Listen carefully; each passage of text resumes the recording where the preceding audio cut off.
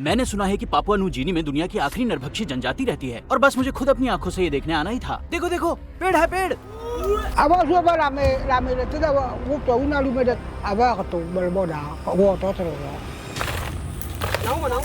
So when you go to the Gorwai, they will eat you. उन्होंने हमें कुछ ऐसे खौफनाक मंजरों के बारे में बताया जो सुनकर ही रोंगटे खड़े हो जाएं। किस्मत अच्छी थी कि हम जिंदा बच निकले ताकि ये कहानी सुना सकें। हम अभी अभी वेस्ट पापुआ पहुंचे हैं। यार यकीन ही नहीं हो रहा कि हम आखिरकार यहाँ पर आ गए। तुम्हें अंदाजा भी नहीं है कि यहाँ तक पहुँचने के लिए हमें कितनी फ्लाइट्स लेनी पड़ी। इस सफर में हमारे साथ है कार्लोस, जो इसी जनजाति का एक सदस्य है। बंदा बड़ा ही कूल और सिंपल है, लेकिन शहर के तौर तरीकों से थोड़ा अनजान है। तो हाँ, प्लान्स बदल गए हैं। अभी भी हम यहीं पर फंसे हुए हैं। पूरा दिन पुलिस के साथ बैठकर कागजी काम सुलझाने में निकल गया, लेकिन अब तक कुछ बात नहीं बनी। तो पापुआ में हमें सेना के साथ रात गुजारने के लिए मजबूर होना पड़ा। देख रहे हो, बंदूकें हैं, पूरा इंतजाम है। वो चाहते हैं कि जब तक हमारे सारे परमिट क्लियर नहीं हो जाते तब तक हमें काबू में रखा जाए।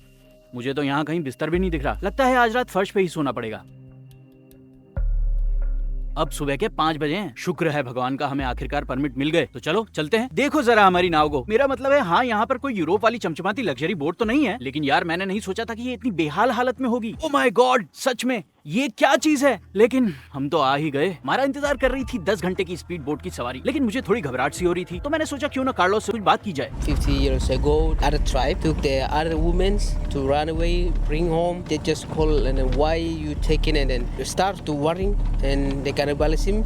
They can do something like they say evil. The evil like come behind and then like touching or hacking. People are doing pig, start killing and kill and they cook. It's something like same as a pig. क्या तुमने कभी इंसानी मांस चखा है? I never tried, but I just hear when I was young. It's very dangerous because Gorwai people is they eat human rights. So when you go to the Gorwai, they will eat you. Carlos की बात सुनकर हमारी हवा tight हो गई, क्योंकि जो पहला बाहरी इंसान उनसे मिलने आया, माइकल रॉकफेलर, वो मारा गया। जब वो यहाँ पहुंचा ही था, उसकी डोंगी यहीं पलट गई थी जहाँ हम अभी हैं, और वही आखिरी बार था जब उसे जिंदा देखा गया। ऑफिशियली यही कहा गया कि उसे मगरमच्छ खा गए, लेकिन यहाँ पापुआ में कुछ गवाह कहते हैं कि उसे एक जनजाति ने खा लिया था। हमें यकीन ही नहीं हो रहा कि हम दुनिया के सबसे जंगली द्वीपों में से एक पर खड़े हैं। पापुआ, सिर्फ यहाँ ही 312 से ज्यादा अलग अलग जनजातियां हैं जो 1000 से भी ज्यादा भाषाएं बोलती हैं। हम जंगल में जा रहे हैं। चलते चलते महसूस हो रहा है कि हमारे चारों तरफ जंगली और खतरनाक जानवर हैं। यहाँ मगरमच्छ है, ऊपर से मच्छरों की भरमार है जिनसे हमें मलेरिया हो सकता है। यहाँ तक मुझे पता है मलेरिया की कोई पक्की वैक्सीन नहीं है। पहले से दवा ले सकते थे, जो हमने ली नहीं। हम बस इन स्प्रे पर ही भरोसा करेंगे। आशा करते हैं कि हमें यहाँ मलेरिया नहीं होगा। कोरोवाई जनजाति पापुआ के जंगल के बीचों बीच अकेली रहती है। उन तक पहुँचने के लिए हमें 8 घंटे नाव से यात्रा करनी पड़ी और अब 4 घंटे पैदल चलना है। गर्मी, रास्ता, ये तो पागलपन है। यकीनन ये अब तक का हमारा सबसे मुश्किल वीडियो है। सबसे चौंकाने वाली बात ये है कि उस जनजाति को तो ये भी नहीं पता कि हमारे हैं। उनसे कांटेक्ट करने का सचमुच कोई तरीका नहीं है। हमें नहीं पता कि वो हमारा वेलकम करेंगे कि नहीं। मुझे लगता है कि वो करेंगे। कोरोवाई 1970 तक पूरी तरह से अलग थलग थे, जब खोजकर्ताओं ने उन्हें खोजा। फिर ईसाई मिशनरी और सरकार उस क्षेत्र में पहुंचे और उन्होंने नरभक्षण समेत उनकी सभी परंपराओं को खत्म करने की कोशिश की, ताकि उन्हें समाज में घुलने मिलने के लिए मजबूर होना पड़े। इस वजह से कोरोवाई सरकार के खिलाफ हो गए, लेकिन उन्होंने धीरे धीरे नरभक्षण छोड़ना शुरू कर दिया। उनका प्रभाव और उनकी संख्या कमजोर होती गई। आज हमें पता चलेगा कि वे अभी भी उस परंपरा को जिंदा रखे हुए हैं या नहीं। मैं अब चुप रहने वाला हूँ ताकि आप इस जनजाति के मुखिया को गाते हुए सुन सकें।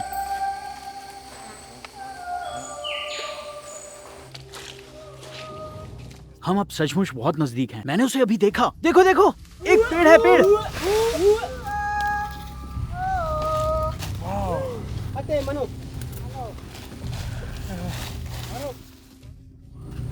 वो पूरी तरह से नग्न है। उसने कुछ नहीं पहना है, बस कमर पर एक डोरी है और उसने एक छोटी सी पत्ती से अपने मेन पॉइंट का सिरा ढका हुआ है। मैं वाकई सदमे में हूँ।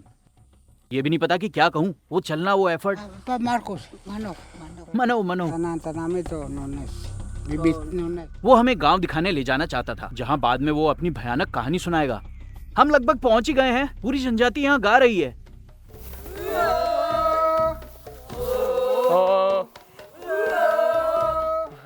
मनो मनो मनो मनो।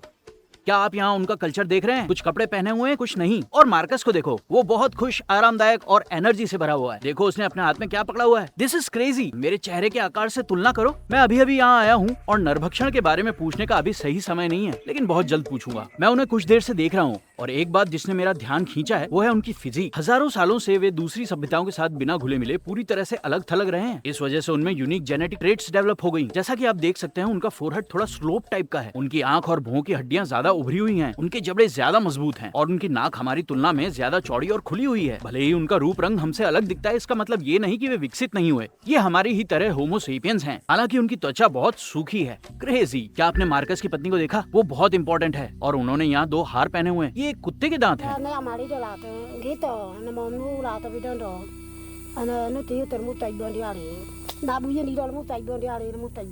वाओ, देखो उनके पास क्या है, जानवरों की हड्डियाँ। यहाँ ट्राइबल पनिशमेंट के लिए भी नरभक्षण को यूज किया जाता था। अगर जनजाति में कोई बुरा काम करता था या किसी को धोखा देता था, तब हर कोई पुरुषों के घर पर इकट्ठा होता था। वे सब यहीं आसपास बैठते थे और यहीं पर इंसान का मांस खाते थे।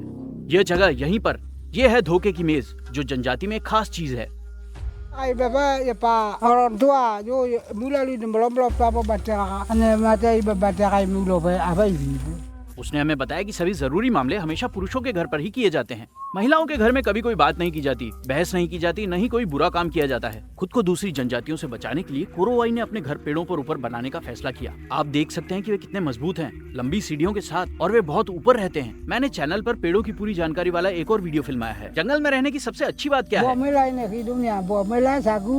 Tadi lihat baru takut itu. Kami pernah makan pokok itu sagu. मैं लंबे समय से सोच रहा था कि वास्तव में ये किस पर जिंदा रहते हैं, और यह सागू की वजह से है। सच कहूँ तो सागू के बिना ये मर जाएंगे। यहाँ केवल शिकार पर निर्भर रहना इम्पॉसिबल है, जब सभ्यता के कारण जानवर कम होते जा रहे हैं। सच में सागू ही उन्हें जिंदा रखता है। और सागू क्या है? ये ताड़ का स्टार्च है। यहाँ वे इसे तने से घिसते हैं, धोते हैं और उस सफेद पाउडर को तब तक पकाते हैं जब तक कि वो रोटी जैसा न हो जाए। हमें अभी भी नहीं पता कि वे सचमुच इंसान का मांस अब भी खाते हैं या नहीं, पर चिंता न करें, ये शायद बाद में बताएंगे। इन अजीब पेड़ के तनों को देखो, जिन्हें वे पुल की तरह इस्तेमाल करते हैं। मेरा संतुलन बहुत खराब है और मैंने उनसे कहा कि मुझे अकेले कोशिश करने दो। मैं देखना चाहता हूँ कि मैं गिरता हूँ या नहीं। मुझे बस खुद पर भरोसा नहीं है।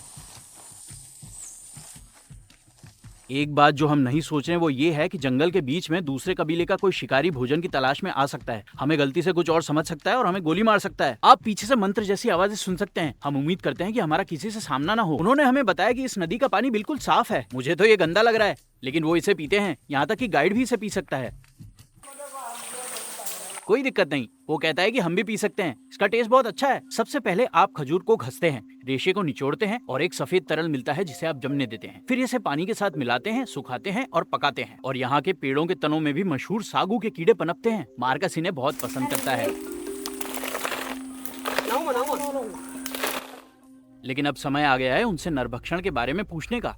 आपने नरभक्षण करना कब शुरू किया? Utanya manu baru terbara. Napa nak belalu. Panu bamalu ngare. Babale la wakasu au tai dai balo ya no nan ya no una lu ngalami bo ate de dai bale. Ama se ngolo bedi pida tawa ma ko kese wasu. Oh ya no nan ko banor bate ko no mo pula mi lo bate. Aba su ba la me le tada ko to una lu me de tia bule aba ko to bal boda. Wo to to lo. Ye gila lu di lo lo. Ya no gila lo ba mo la ka ba bale na ba ka. Abian abi befe atila mi bate ta atigidi bate atigidi bate. Mo to gula ba lagu ba ane yona se atila ba munenali bu mo to ba mamuga silu. Ama to nare kulo lotre. वो सब कुछ इतना detail से इतना specific बता रहा है कि यकीन करना मुश्किल है कि वो झूठ बोल रहा है। यहाँ नरभक्षण हुआ था। वे एक दूसरे को मारते थे और आग के पास बैठकर साथ में उसका जश्न मनाते थे। क्या आपके पिता ने भी खाया था? ले बातें मुलालू ले बातें कौन सा अंग खाया था? काकी ऐसा कहा जाता है कि इंसानी मांस मीठा होता है, वाकई टेस्टी। चलिए इससे पूछते हैं, क्या आपने कभी इंसानी मांस खाया है? एक्चुअली मुझे नहीं पता कि क्या कहूँ। जैसे ही मैंने मुद्दा उठाया उन्होंने खुलकर हमें सब सच बता दिया। मार्कस चुप रहने से थक चुका था, यूट्यूबर से झूठ बोलने से थक चुका था कि उसने कभी इंसानी मांस नहीं खाया। कहीं सरकार उनके खिलाफ कार्रवाई न कर दे। लेकिन इस बार उसने तय किया कि हमें सब कुछ बता देगा। ये उनकी परंपराएं हैं, ये आदम कबीले हैं और सच कहूँ तो मैं उस पर भरोसा करता हूँ। ये एक युद्ध की ढाल है उस समय की जब इनकी दूसरे कबीलों से लड़ाइयाँ होती थी। और ये है तीर और धनुष। ये एक लोकल बाजा है जिसे वो खतरे के समय एक दूसरे को वार्न करने के लिए बजाते थे, लेकिन वे इसे उत्सवों में भी बजाते थे। ये इतना ओरिजिनल है कि सच कहूँ मैंने पहले कभी ऐसा कुछ नहीं देखा। बाद में महिलाएं मछली पकड़ने गई और ये बहुत इंटरेस्टिंग है कि वे कैसे इसे करती हैं। वे पेड़ों की शाखाओं से टोकरी बुनती हैं, उन्हें लगभग 8 घंटे तक पानी में छोड़ देती हैं और फिर निकालती हैं तो मछलियों से भरी हुई होती है। हम अभी सागो से लौटे थे और अचानक बारिश शुरू हो गई, तो मार्कस ने सुझाव दिया कि हम गाँव में ही रात का खाना खाएं। वो हमें दिखाने वाले हैं कि वो आज भी कैसे पारंपरिक तरीके से आग जलाते हैं। देखो देखो धुआं निकल रहा है, इसकी गंध कितनी तेज है ना? देखो देखो उसने सचमुच आग जला दी। देखो वो कैसे एक दूसरे की मदद करते हैं। मार्कस ने आग शुरू की और अब उसकी बारी है लकड़ियों से कोशिश करने की। अगर आप इस तरह आग जलाना नहीं जानते तो वीडियो को लाइक करें। कई वर्षों तक कोरोवाई लोग काकुआ के अस्तित्व में विश्वास करते थे। काकुआ यानी बुरी आत्माएं जो किसी कबीले के सदस्य पर सवार हो सकती थी, जिससे वे बीमार पड़ते या मर जाते। जब किसी पर काकुआ होने का आरोप लगता तो पूरा कबीला इकट्ठा होता और तय करता कि उस व्यक्ति को मारना चाहिए या नहीं। अगर उसे दोषी माना जाता तो उसे मारकर खा लिया जाता। शरीर पूरे कबीले में बांट दिया जाता और दिमाग खाना सबसे इम्पोर्टेंट माना जाता, क्योंकि उनका विश्वास था कि बुरी आत्माएं वहीं रहती हैं।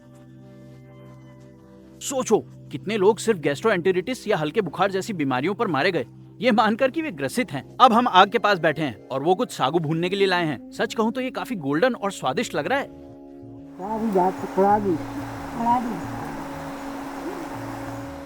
ठीक है, लगता है अब इसे चखने का समय आ गया है। पता नहीं मुझे इसका पछतावा होगा या नहीं।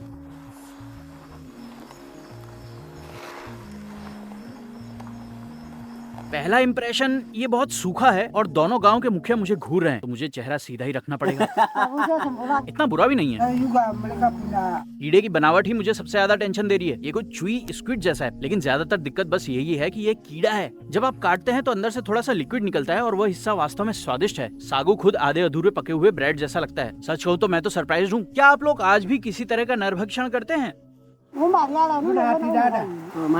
Orang-orang yang makan bunuh-bunuh manusia tidak ada. Di bagian wilayah bawah Timur mungkin ada. Kami suku Kurai sudah tidak ada. आपने आखिरी बार इंसानी मांस कब खाया था? Sudah masuk di rumah baru. Baru Bapak coba. Makan manusia. क्या अलग अलग लोग अलग अलग स्वाद के लगते थे या सबका स्वाद एक जैसा होता था? को कभी बचपन में डर लगा कि कोई दूसरा कबीला आपको खा जाएगा? Saya lihat gara-gara lawas aku baru orang baru panas saya lihat. Bapak takut, bapak sembunyi di mama punya kamar. Marcus, अगर मैं अभी मर जाऊं तो क्या तुम मुझे खाओगे? मेरे शरीर के साथ क्या करोगे? Itu tidak bisa. Takut. इस जवाब से हमें पता चलता है कि कोरोवाई लोगों ने बहुत धोखे और घटनाएं झेली हैं। मार्कस और उसका परिवार कई सालों तक नरभक्षी रहे, लेकिन आज नहीं है। वे दयालु स्वागत करने वाले लोग हैं जिन्होंने हमें अपने घरों में जगह दी। अगर बाहरी दुनिया से कांटेक्ट का कुछ फायदा हुआ है तो वो ये है कि उन्होंने समझ लिया है एक दूसरे को खाना आगे बढ़ने का रास्ता नहीं है और शांति कहीं बेहतर है। मुझे ये बहुत रोचक लगता है कि आज भी ऐसी संस्कृतियां मौजूद हैं। ये बहुत क्रेजी है। मार्कस और पूरे कोरोवाई समुदाय का बहुत बहुत धन्यवाद, जिन्होंने अपने अतीत के दरवाजे खोले, इंसानी मांस खाने की परंपरा और अपनी संस्कृति के बारे में सब कुछ साझा किया। सब्सक्राइब करना मत भूलिए और याद रखिए, हम सब इंसान हैं। अलविदा।